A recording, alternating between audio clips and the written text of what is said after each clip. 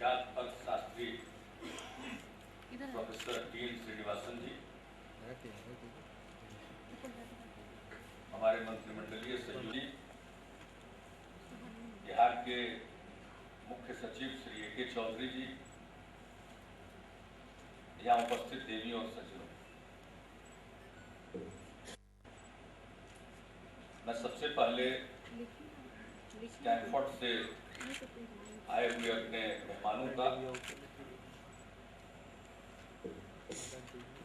अपनी तरफ से, बिहार सरकार की तरफ से और बिहार के लोगों की तरफ से स्वागत करता हूँ। इतना नजदीक क्या जरूरत है जाने का, जगह पीछे है। चल जाइए आगे आप सर। संक्षेप में ही हमको उधर जाना था। ये बिहार का पटना का चयन किया गया। नीति निर्धारण में स्टैनफोर्ड एक बड़ी भूमिका निभा रहा है और मुझे खुशी है कि बिहार जो विकास के मामले में दुनिया का एक पिछड़ा हुआ इलाका है, उसके विकास की चिंता करके यहां लोग पधारे हैं। हम लोगों की तरफ से कुछ जो इनिशिएटिव लिए गए हैं, उसकी चर्चा जो बिहार गवर्नमेंट की तरफ से प्रेजेंटेशन हुआ की गई। अब जो इनिशिएटिव्स हैं आप सबके सामने हैं और अगले 2 दिन तक इस कॉन्फ्रेंस में बैठकर उन चीजों पर भी बातचीत होगी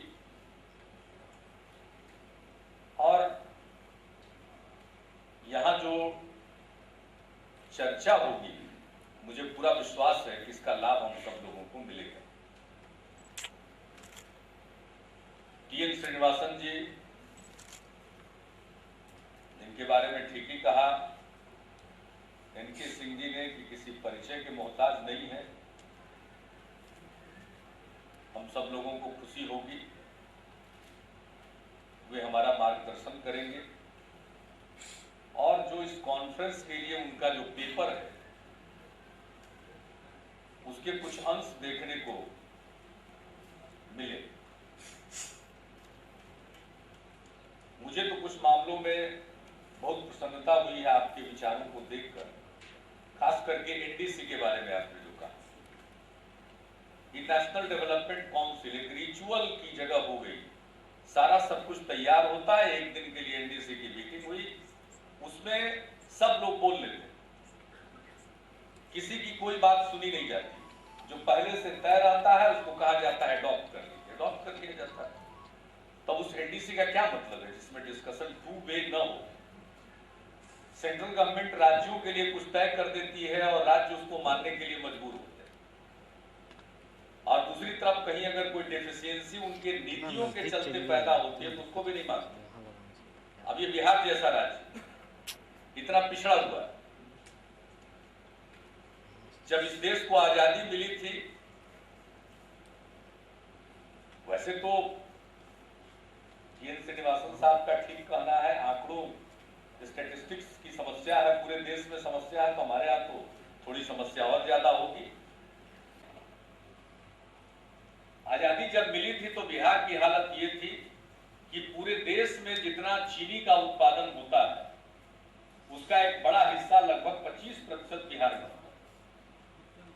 और इतने साल के केंद्र की पॉलिसी चलने के बाद आज नतीजा क्या है, तो बिहार में पूरे देश के चीनी का 2% से भी थोड़ा कम उत्पादन हो रहा है। और हालत यह है कि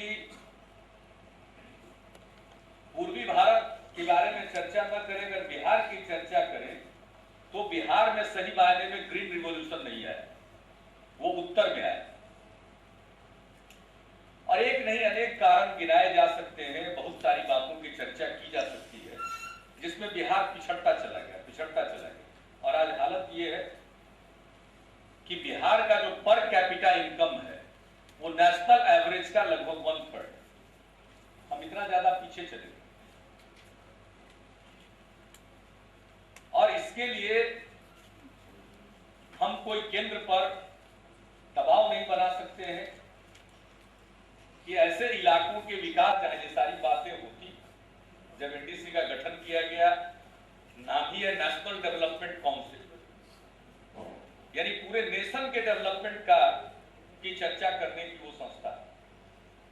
अब हो सकता है हमारे देश के कुछ हिस्सों ने तरक्की की है, लेकिन कुछ हिस्से बहुत छूट गए हैं, और जो सबसे ज्यादा पिछड़ा हुआ इलाका अगर कोई है तो बिहार। तो आपने एनडीसी के बारे में जो कहा प्लानिंग कमीशन तो एनुअल इवेंट है। हम लोग जाते हैं, सब राज्य के मुख्यमंत्री पूरी टीम लेकर जाते हैं और डिप्टी चेयरमैन के साथ एक फोटो सेशन।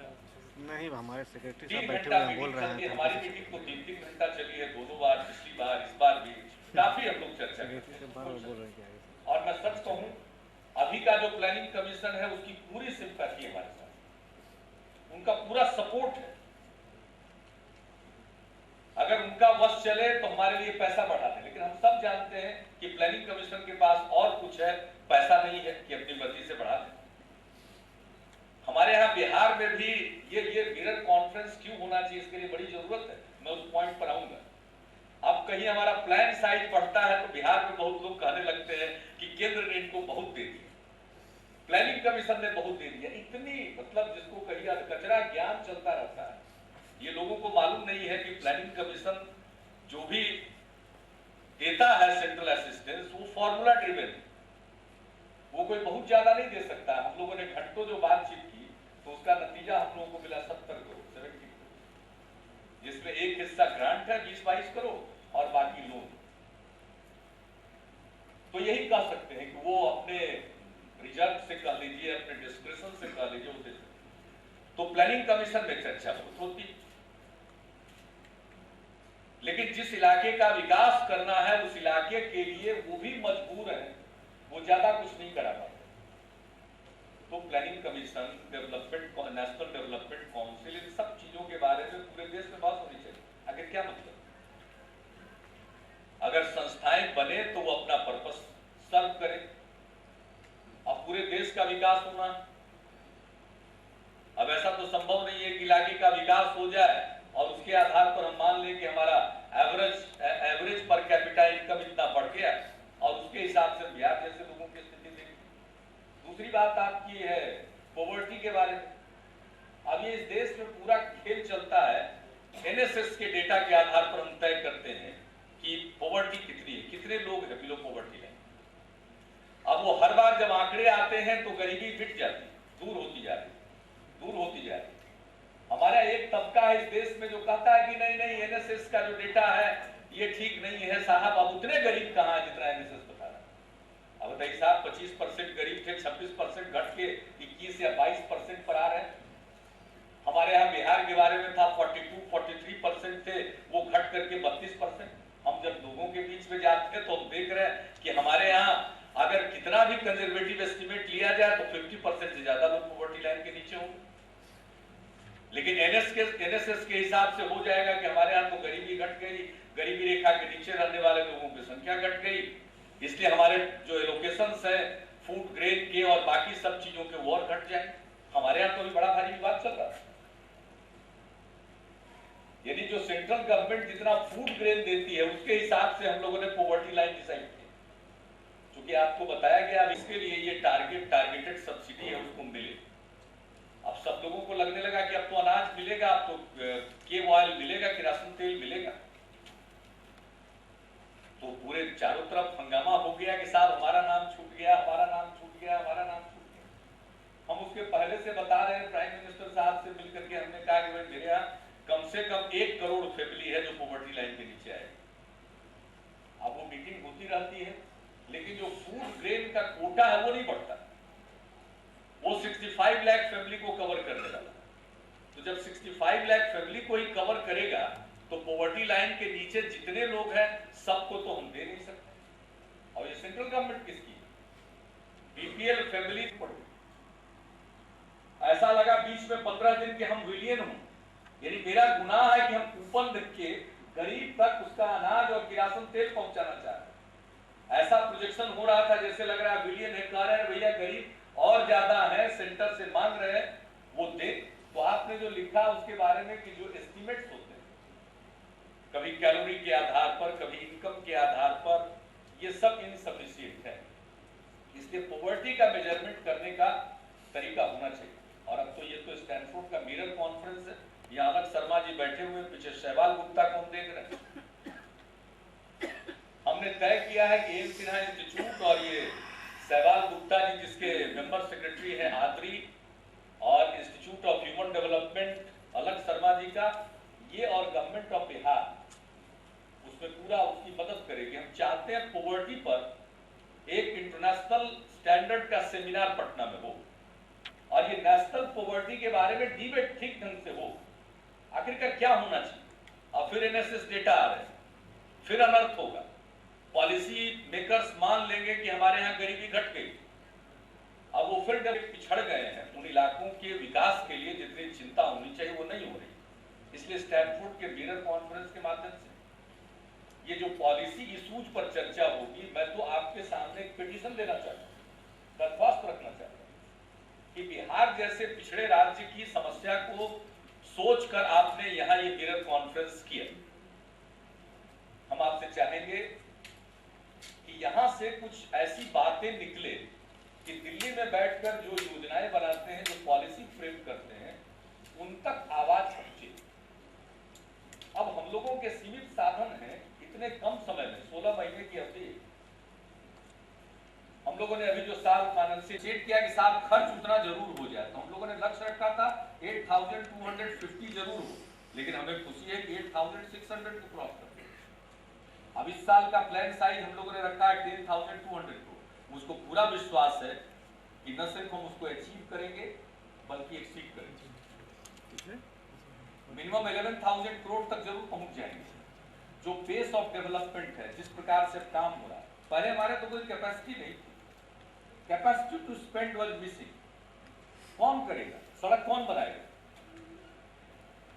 हम अकेले जो पिछला साल बीता है 2006-07, उसमें हम लोगों ने रोड सेक्टर में रोड्स एंड ब्रिजेस के लिए स्टेट में रखा कि हम स्पेंड करेंगे लगभग 3,000 करोड़। हमारे यहाँ कैपेसिटी नहीं है, कोई काम करने वाले लोग नहीं है, कंपनियां नहीं है, कॉन्ट्रैक्टर्स नहीं है।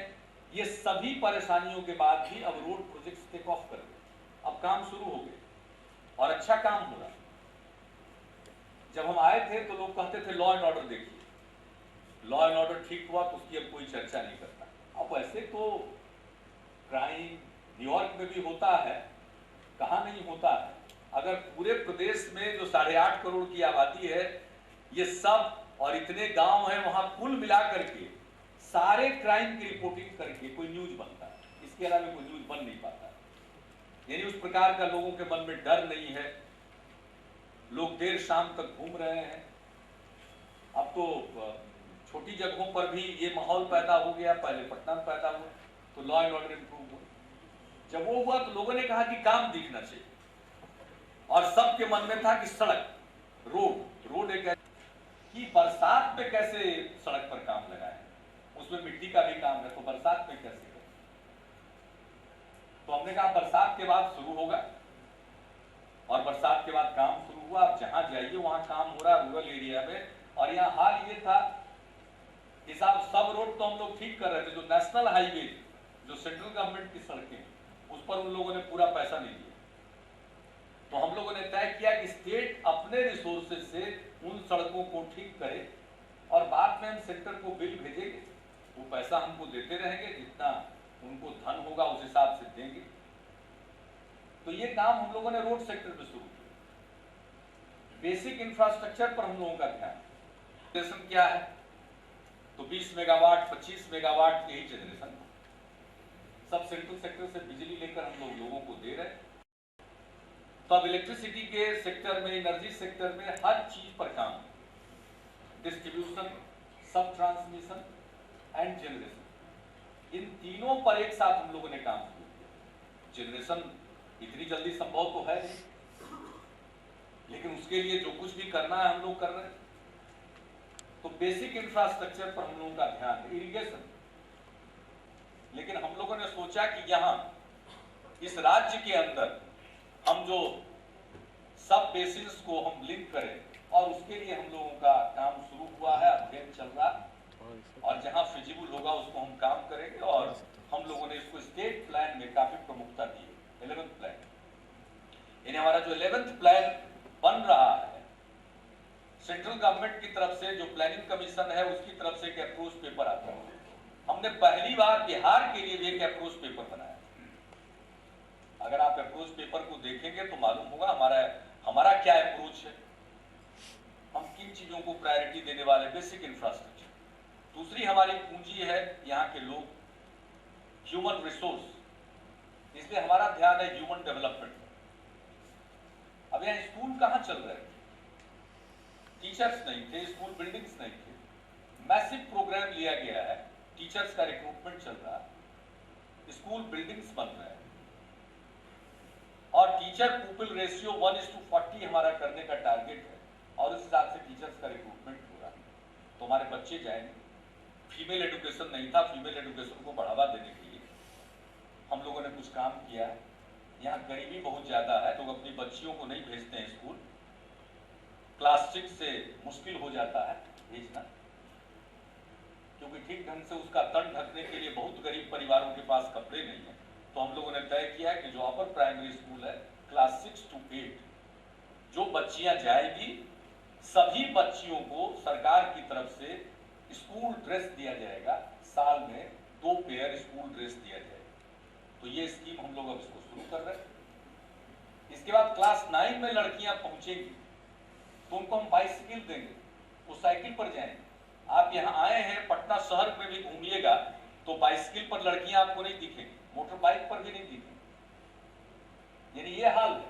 अब वहां हम गांव-गांव साइकिल देने जा रहे हैं, और गांव की लड़कियां निकलकर साइकिल पर जाएगी, पूरा समाज का दृश्य बदलेगा।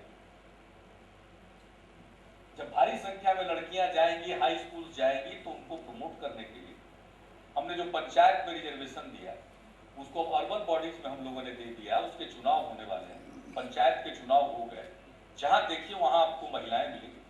बिहार पहला स्टेट है जिसने 50% रिजर्वेशन दिया, वुमेन रिजर्वेशन दिया। पंचायत 3 टायर पंचायत सिस्टम हमारा, ग्राम पंचायत, पंचायत समिति और जिला परिषद की। पिछले साल जनवरी-फरवरी का वो आंकड़ा है कि एक प्राइमरी हेल्थ सेंटर में पर मंथ कितने लोग जा रहे हैं ट्रीटमेंट के लिए। तो हमने देखा एवरेज 39, यानी एक दिन में 1 या 2 पेशेंट जा रहे हैं प्राइमरी हेल्थ सेंटर, यानी वो ब्लॉक लेवल पर 1 लाख से भी ज्यादा की आबादी का इलाका, उस पर एक प्राइमरी हेल्थ सेंटर, वहां पर हर दिन 1 या 2 पेशेंट जा रहे हैं। और हम लोगों ने कुछ काम शुरू किया, प्राइमरी हेल्थ सेंटर में डॉक्टर्स को पोस्ट किया, फ्री मेडिसिन देना शुरू किया हम लोग। पर मंथ एवरेज 3000 प्लस लोग जा रहे हैं, यानी हर दिन 100 प्लस पेशेंट जा रहे हैं। आज हालत यह है कि अब सरकारी अस्पताल काम करने लगे तो लोगों को खुशी है, और खास करके गरीब आदमी कहां जाए जिसका नाम तो सब लोग लेते हैं। बिहार को बहुत जल्दी हम एक डेवलप्ड स्टेट बनाए, नेशनल एवरेज से हम आगे जाएं। और आज भी बिहार में टैलेंट है, हर चीज में हम भले ही नेशनल एवरेज से पर कैपिटा इनकम में और दूसरे जो इंडिकेटर, और मुझको तो पक्का विश्वास है बिहार के लोगों में इतनी ताकत है कि अब सबके मन में एक भाव पैदा हुआ है कि बिहार को बदले। एक डिटर्मिनेशन आया, और मुझको लगता है इसका नतीजा रमेश यादव जी के हम खास तौर पर शुक्रगुजार हैं। उनका हमेशा विशेष ख्याल बिहार पर रहता है, उनका जो मधुर रिश्ता है, और हम चाहेंगे कि ये रिश्ता बरकरार रखिए। और मैं इतना ही कहूंगा कि अब बिहार सरकार निर्णय लेती है, निर्णय टाले नहीं जाते। डिसीजंस लेते हैं, डिसीजंस आर नॉट डिफरेंट। हमारे ऑफिसर्स का भी मोरल ऊंचा है, मोटिवेटेड है। हमारे कलीग्स भी जो हैं वो सब मेहनत कर रहे हैं। यहाँ के लोगों का बहुत समर्थन। अगर कहीं कोई गलतफहमी पैदा करने की कोई कोशिश करता है तो लोग ही खुद बोलने लगते हैं। अब कहीं कोई एक इंसिडेंट हुआ तो उसको लेकर के हल्ला मचता है तो लोग ही उसका जवाब देने लगते हैं।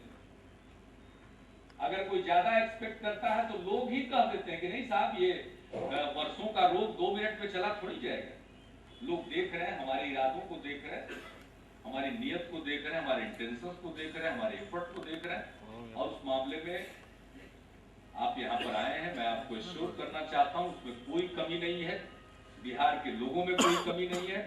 और जो कुछ भी हो, एक चीज के लिए हमारा डिटर्मिनेशन है और हम डिटर्मिन्ड है कि बिहार में गवर्नेंस लौट रहा है और गुड गवर्नेंस का हम एग्जाम्पल यहाँ से पेश करेंगे। बहुत सारी चीजों में आज बिहार का लोग अध्ययन कर रहे हैं और बिहार पहला राज्य हो गया।